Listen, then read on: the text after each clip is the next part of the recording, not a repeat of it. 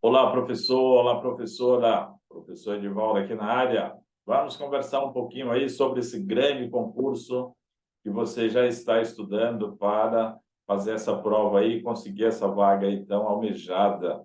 E é muito importante você ter na sua cabeça o estudo para você conseguir essa vaga, porque quando a gente passa num concurso, para nossa cabeça é muito legal, porque você vai ter um cargo efetivo, tá bom? Então, estude direitinho, faça o que a gente orienta aqui, que com certeza você irá conseguir aí o seu cargo tão almejado. Beleza, gente? Agora eu vou trazer para você aqui uma aula muito interessante, extremamente importante para o seu concurso, que é um estudo de caso. Então, o professor Paulo Deloroso, ele vai destrinchar aqui para vocês um estudo de caso e orientar vocês como trabalhar aí a discursiva. Vou trazer o professor Paulo aqui para vocês, com essa tranquilidade que ele tem para explicar o passo a passo. Vai finalizar aí com uma redação, mostrando ali a importância, né, desse passo a passo para poder fazer a redação. Beleza? Então, é isso que eu vou passar para vocês aqui. Agora, antes, eu vou trazer uma boa notícia aí. Eu preparei o material para vocês também, uma apostila completa aí com os autores da parte geral, né, para todos os cargos e toda a legislação. Legislação federal, legislação estadual. Eu vou mostrar para você aqui o índice dessa apostila para você concretizar aí, estudar direitinho aí, tá bom? Outra coisa importante, eu consegui aí uma parceria com o Focus, que é uma plataforma extremamente importante, um curso extremamente reconhecido, e vai fazer aqui o curso específico para vocês. Então, eu vou colocar aqui na descrição esse bônus, vou colocar o link do curso e colocar um código para você digitar esse código lá na plataforma, quando você fizer a inscrição, e aí você vai ter esse desconto. Beleza? Vamos nessa então? Então, eu vou mostrar o índice aqui da apostila e depois o professor Paulo vai trabalhar com vocês aí. Então, tá aqui, gente, olha, eu preparei essa apostila aqui para vocês, olha. Apostila concurso PEB 2 São Paulo, todos os cargos, custa R$ 30, né? Um valor aí extremamente tranquilo para você. Você pode pagar no Pix ou transferência bancária. É só você chamar no PV, quem está lá nos grupos, que não tem esse número aqui de telefone, olha, você chama aqui no PV para eu encaminhar aí a chave do Pix e você fazer aí a transferência e eu mando para você a apostila por aqui mesmo. É uma apostila digital. Eu só peço para você não compartilhar aí nos grupos, porque deu um trabalhão para fazer essa apostila aqui para você, tá bom? Então, agora eu vou soltar aqui a aula do professor Paulo Deloroso para vocês estudarem direitinho aqui. Professor, vocês vão observar que ele trabalha aqui passo a passo para você conseguir aí o seu cargo tão almejado. Beleza, gente? Vamos nessa, então? Oi, professores. Estou aqui com vocês de novo, professor Paulo. Quero conversar com vocês sobre discursivas. Eu sei que você que está se preparando para a prova, está querendo ser aprovado, está bastante preocupado com as discursivas também. Eu quero oferecer para vocês algumas dicas, algumas sugestões, e aqui nessas aulas que eu trago para vocês, eu trago duas discursivas. A primeira que nós vamos ver aqui nessa primeira aula. E o que eu quero com isso com vocês? Dar algumas dicas, apontamento de sugestões, ver como que pode ser uma discursiva que é de estudo de caso e uma discursiva que é de conhecimento específico, para você já ir ganhando uma experiência em relação à prova. Eu digo para você o seguinte: faça essas provas, experimente você escrever, pense como você pode montar o seu texto. É claro que eu vou deixar aqui uma boa sugestão de texto para você, de como a gente pode resolver, tá bem? Vamos lá. Primeiro caso, o estudo de caso. O que vem a ser um estudo de caso? Lembremos, né, que estudo de caso tem que ser um caso. É um acontecimento, uma situação de escola que vai ser colocado aqui para você pensar sobre o assunto e escrever. Vai ter um desafio para você responder a esse estudo de caso, que será a sua discursiva. Você tem que escrever. Trago um para você aqui, ó. Professora Maria Lúcia estava no seu primeiro ano de experiência como professora do 5º ano do ensino fundamental, de uma escola da periferia, agora atendendo crianças com 9 e 10 anos de idade. Precisava ajudar a concluir o processo de alfabetização de seus alunos, prejudicados pelo contexto de pandemia recente. Fez um planejamento contando com a contribuição dos pais na elaboração das tarefas realizadas em casa. Mas isso não funcionou. Pediu então a ajuda dos colegas em reunião. Que ponderações e sugestões você, no encontro formativo semanal, faria? Então, é bem próprio de uma pergunta de estudo de caso. Veja, estudo de caso pode ser um caso desse de aprendizagem, pode ser alguma situação de indisciplina, de bullying, de inclusão, ou de problemas de relacionamento na aula. E esse é um problema que eu acredito ser o mais próximo da realidade que estamos vivendo. E muito possível de ser apresentado, especialmente nessa situação que está colocada aqui, de criança nos anos iniciais, que não conseguiu concluir o processo de alfabetização. Há que se pensar mesmo como é que isso aconteceu. Foram 2 anos afastados do processo de escolaridade, de escolarização, e que vão impactar. E que é muito possível que você encontre crianças nessa situação de dificuldade de alfabetização ou sequer alfabetizadas. E é preciso pensar, então, como é que a gente pode responder a uma situação dessa, valendo-se do que você sabe, você como professor já imagina que tipo de coisas podem ser colocadas num texto e que tenha coerência, que faça sentido e que vá propor alguma medida, algum encaminhamento. Algumas dicas já de cara para você. Primeiro, o texto está apresentando alunos de 5º ano. Então, esta pode ser uma proposta de texto que você vai escrever, tanto você do Fundamental 1, dos anos iniciais, quanto do Fundamental 2, para ambos aqui. Uma professora nova na escola, crianças de 9 e 10 anos, e o problema de alfabetização. Aqui, então, já dá uma dica de que você vai ter que buscar meios daquele que você, como professor, pensa para trabalhar melhor a alfabetização. Então, aqui você vai aproveitar comigo já e vai direto nesses documentos, vai conhecer esses documentos. Aqui, é claro, tem muitos outros documentos que você também pode apontar, mas você vai conhecer alguns deles para poder utilizar na experiência aqui de escrita e responder o melhor possível.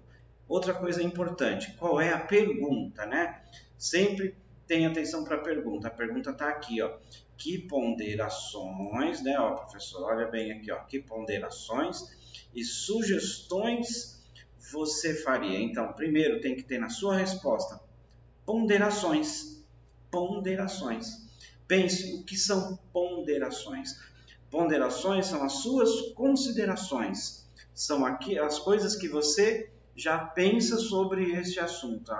Antes de você dar as suas sugestões, dizer como você vê esse problema na realidade das escolas, na realidade da educação, das famílias, dos estudantes, dos professores. Então, como diz aqui, ponderações, então não pode ser uma só, tem que ser pelo menos 2. E sugestões, está no plural também.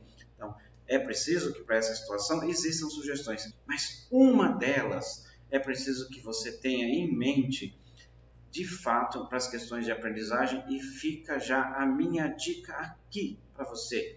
Toda vez que você lidar com um texto que você vai ter que falar sobre problemas de aprendizagem, coloque no seu texto antes que você vai fazer um levantamento prévio, você vai propor isso, que é preciso fazer um levantamento prévio desses saberes. Embora que o texto já diga dificuldade de alfabetização, é preciso saber quais são essas dificuldades de alfabetização que estão aqui, professor?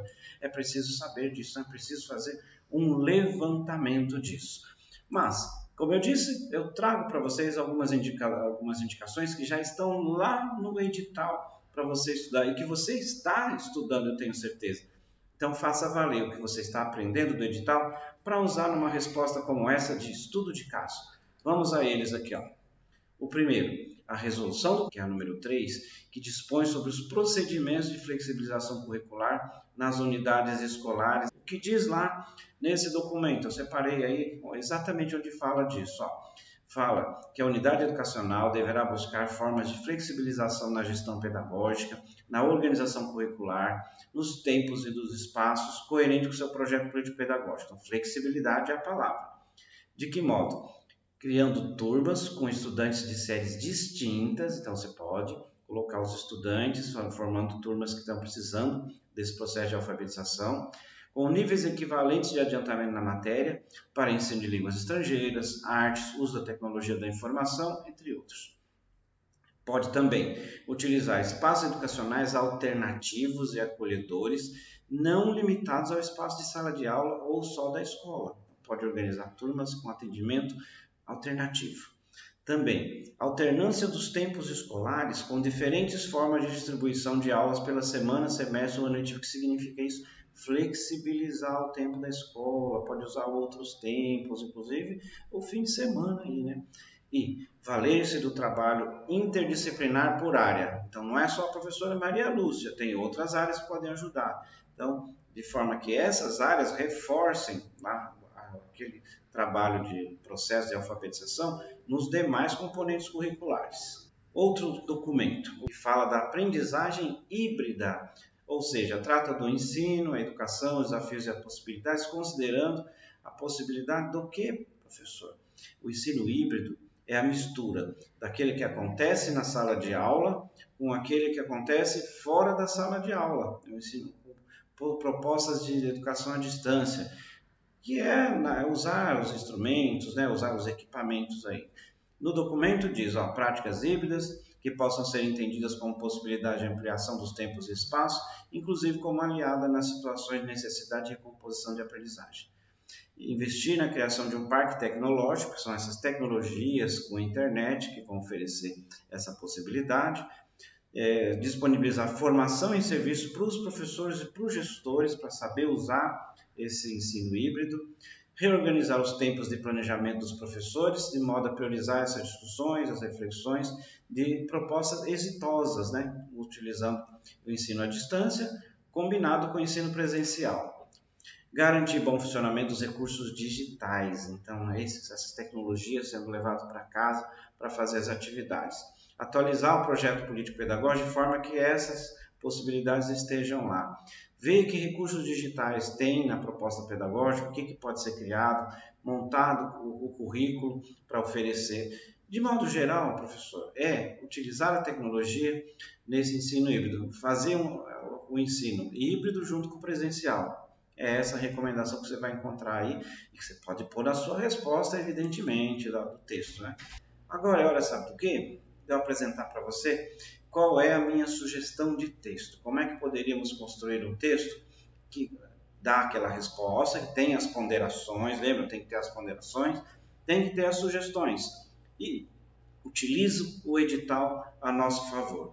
Eu sei que você, seguramente, pode não ter pensado em nada disso, mas eu estou fazendo essa aula para você pensar, para ajudar você em questões como essa, que pode ser uma questão dessa que você encontrou agora, ou outras de aprendizagem que também perpassam por essas medidas que você tem aí no edital e que podem ajudar muito bem na prova. Olha lá.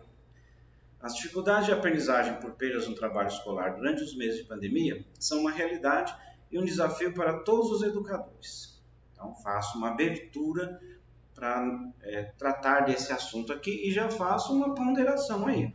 Lembra que pedi uma ponderação? Então eu digo que é uma realidade e que é um desafio para todos os educadores. É preciso pensar que todo mundo tem que estar envolvido com isso. É preciso que todos da escola repensem os processos educativos e assumam compromissos com a recuperação de um ambiente saudável de trabalho educacional, bem como estabeleçam formas de apoiar a recomposição de aprendizagem nesse retorno às aulas presenciais. Então, mais uma ponderação aí, feita a abertura, está introduzido o texto.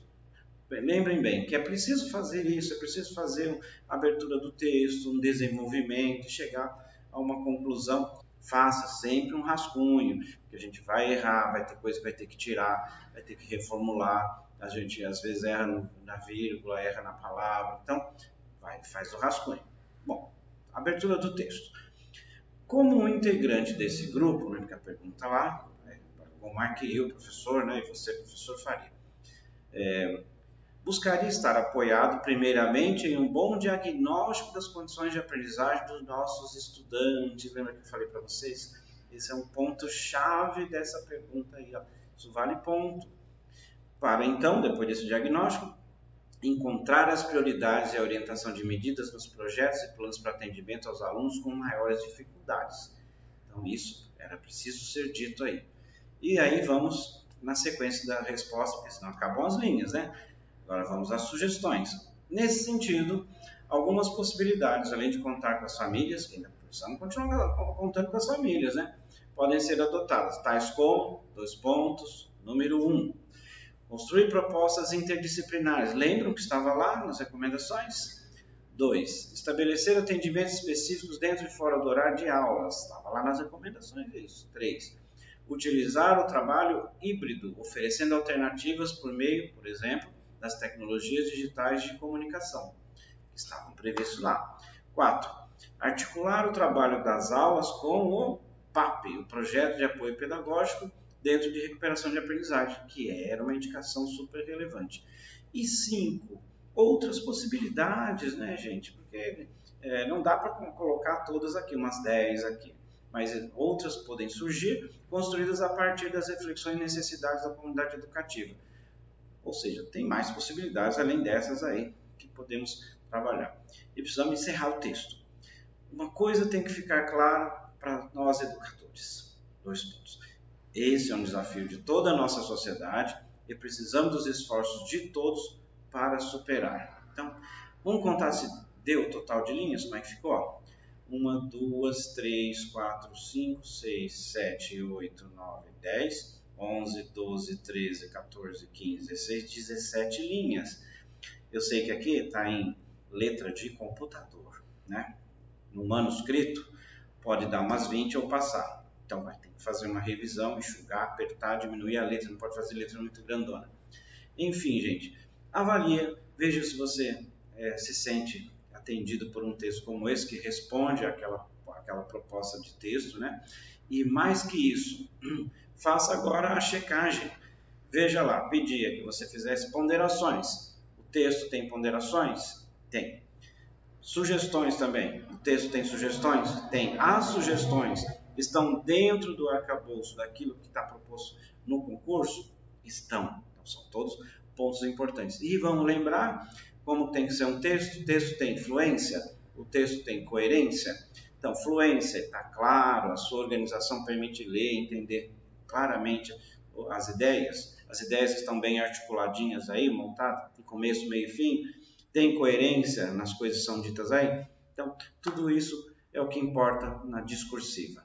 Tá bem, gente? Então, aqui fica a primeira discursiva, como sugestão para vocês. Agora, vamos tomar uma aguinha aqui. Já já eu volto com outra discursiva para a gente conversar. Vale muito a pena, viu, pessoal? Você vai ver que a gente aprende muito fazendo. Eu recomendo a você. Faça você também. Até já!